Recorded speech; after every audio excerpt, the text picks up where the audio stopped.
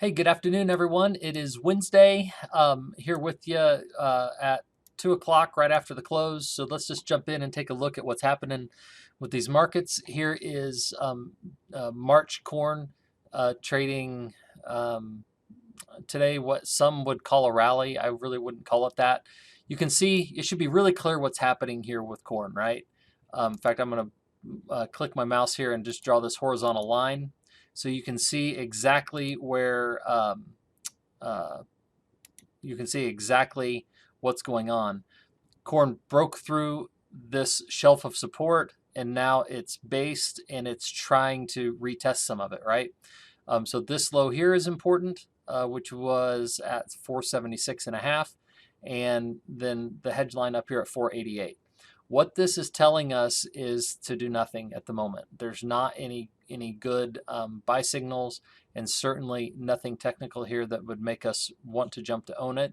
It could turn into that if it starts to work a little bit higher, but it hasn't done it yet. And so it's one of those things where you've got to be patient because these trends can be sticky and they don't bottom before they're ready. So let's just be cautious and careful with corn here. New crop corn doesn't look much different. You can see we fell out of the bottom of our little wedge here, and we've been unable to break out the top side of this triangle. So for those of you that are hedged 24 corn, I know that it is nerve-wracking to be hedged this early. We're not even going to plant it for 5 more months. So I know it's scary to be hedged here. But on the other hand, if we put pressure on these lows again and we fall, then $5 won't really hold it. And we don't know where the buying opportunities will come from. And we don't know where they'll come from or how they'll present themselves. The only thing that we know today is that we're below our hedge line, we're below the daily cloud, and we're below this triangle. So therefore, we've got to be hedged and we've got to have that protection in place. If we do rally, and this is the low, and it's absolutely possible, right? We could easily rally corn into the new year, but I don't know what the catalyst will be there. But if it does, what does it have to do first? It has to come back up through this hedge line, and this is where we'll put calls on short futures, or just move to the sideline. Right now, I'm inclined just to put calls on it and not overthink it, because we've got a lot of work to do here to turn this into any kind of a bullish scenario for corn. We've got to have some sort of weather event, some sort of demand event. Something has to happen in order to drive us higher over a long-term period. That doesn't mean we can't rally a little ways, but I think we'll just leave hedges on and just put calls against it to be to manage it that way, but not until we get some reason to do so. And this isn't enough in our opinion, and that's really kind of solidified by what December corn looks like, right? I mean, it's just kind of in a free fall, continues to work itself lower. And what should be a little bit concerning on December corn, and I know it's running out, it's roll days, we're moving into delivery, all that stuff, but still it's important to recognize that at 449, it's closer to having a 3 in front of it than a 5. And so we want to leave these hedges in place until something else gives way. And if you don't think that it can just keep working lower, then look at wheat, right? Wheat just kept working lower and lower and lower way after you thought it couldn't work lower anymore. It just kept on going. So until yesterday, when it did actually have a reversal day, and today we have follow through. So what does wheat need to do in order to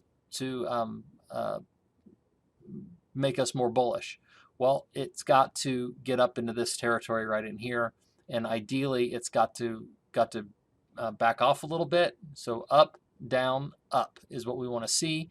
At least one up, down, up sequence, maybe even another one. We want to see it really establish itself as a tradable low here.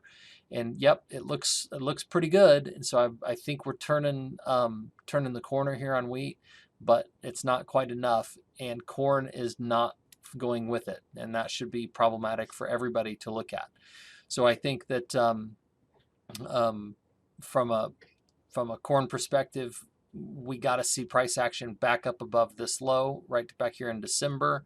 In March, that level is right here at 76, and really we want to see it up above all this stuff here in order to really even talk about something more bullish. So we're going to leave hedges on. We're going to be really patient. And when we do decide that we want to reopen the upside, we're going to use calls because I don't want to take the huge whipsaw risk on the futures side with as bearish as that outlook could be. Now, what about beans? Beans are bullish, right? Everything should be good to go there. South America doesn't have any beans. We're tight. We should be off to the races. And that could be the case. I don't want to be overly hopeful here because this false breakout should have stuck and we should be trading up above 1450, but we're not. We're all the way back down here at 1340. So we're right on our hedge line. We did hold back into this base channel here, and we have a red 13, which is a bullish signal. But we don't have enough confirmation to get up and out of here. We need to see it get up above this downtrend line and hold this uptrend line here. We need to see it stay on top of that and kind of walk itself up, or just explode out back up the top.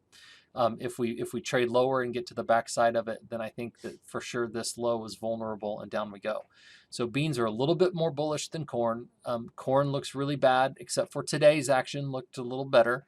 So, you know, this is the hard part about these markets is they can go either way, and our job is just to stay with it when they go. And right now we got to stay. Hey, we're hedged to the downside because there's no reason to be on the buy side yet. We got to have more strength there. So if you are short, and let's talk about corn again because it's the one where we're the shortest.